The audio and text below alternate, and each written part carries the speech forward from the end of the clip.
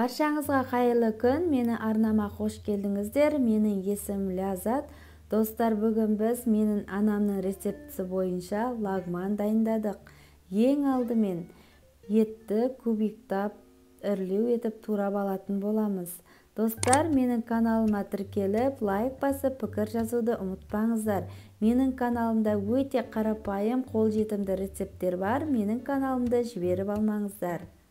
Өзіме қажетті картоп, сәбіз, қырыққабат, пияз, тәтті бұрыш барлығын үрлеу етіп кубиктап турап алдым. Қазанымызға май құйып қыздырып, оған етімізді қуыратын боламыз. Етіміз аздап қуырылғаннан кейін үстіне пияз салып қуырамыз. Менің каналымдағы барлық рецепттердің құрамы описание бөлімінде, сондықтан да сіздер де менің рецептіме қарап жасасаңыздар болады. Картоп пен сәбізін салып қуырамыз. Достар, қазақша контенттің дамуына өз үлесіңізді қосыңыз. Екінші қазанымызға су құйып, тұз салып қайнататын боламыз. Суымыз қайнағаннан кейін созып дайындап қойған қамырымызды салып 8 минуттай қайнататын боламыз.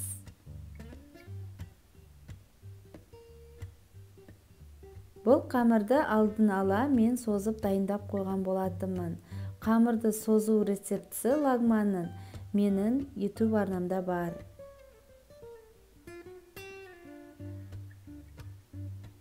Жай отқа қойып 8 минуттай қайнатып аласыздар.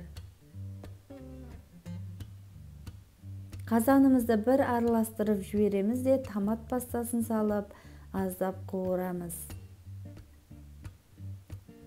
Бұл лагманды сіздер де үйде дайындап көріңіздер. Сіздерге өте ұнайды деген ойдамын, балаларыңызға да ұнайды. 300 грамдай су құйып қайнатамыз. Ет, картоп, сәбіз піскеннен кейін үстіне тәтті бұрыш пен қырыққабатты салып 15-20 минуттай қайнататын боламыз. Тамақтың пісер алдына 5 минут қалған кезде аскөк салатын боламыз.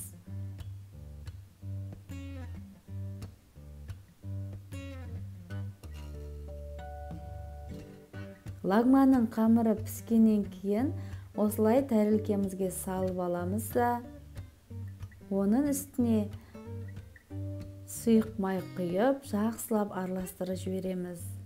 Достар, осы жерде мен сіздермен бір құпиямен бөлісейін.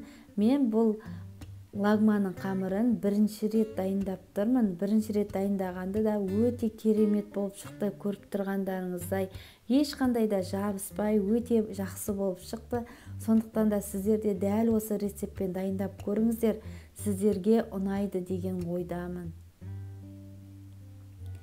Ешқандай да үзілмей, өте жақсы болып шықты.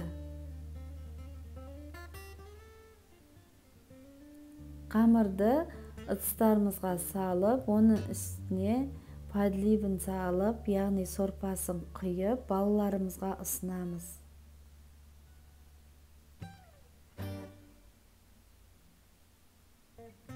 Мінекей достар, иісі бұрқырап, өте дәмді болып біздің лагманымыз дайын болды.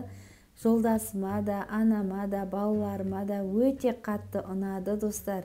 Сондықтан да сіздерге де дәл осылай лагманды дүкеннен сатып алмай, лагманның қамырын үйден дайындап, балаларыңызға дайындап беріңіздер. Өте қатты ұнайды деген ойдамын.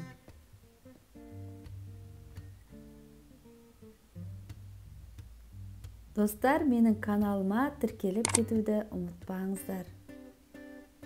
Және де қоңыраушаны міндетті түрде басыңыздар.